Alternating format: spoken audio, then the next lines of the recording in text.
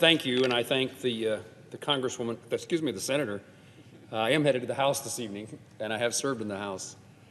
I join my colleague in efforts to see that this legislation, the Afghan Administration Act, is advanced, that it moves forward. The chaotic evacuation from Kabul stranded thousands of Afghan allies behind enemy lines.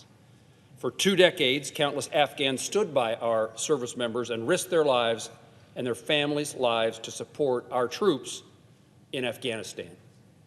Veterans of Afghan war are calling for Congress to provide safety and certainty for their allies and friends who assisted them in battle.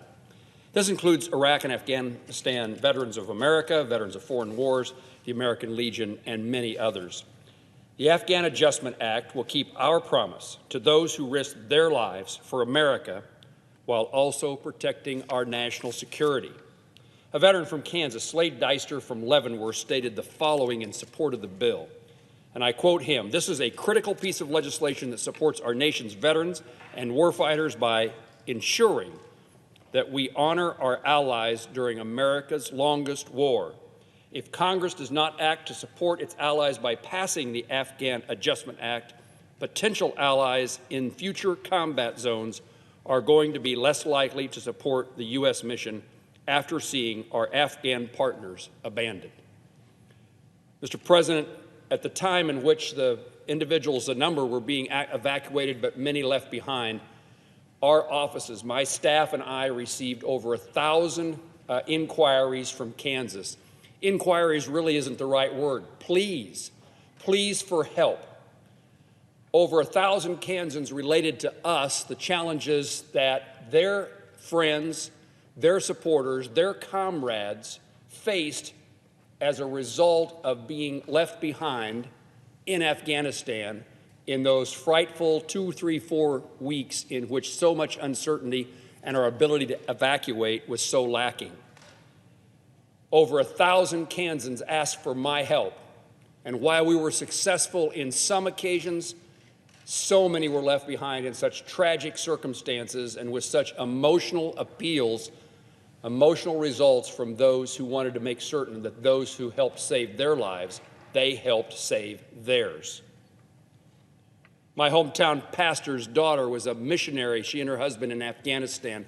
Their plea to me was, please help get Christians out of Afghanistan because we know they will be murdered if left behind.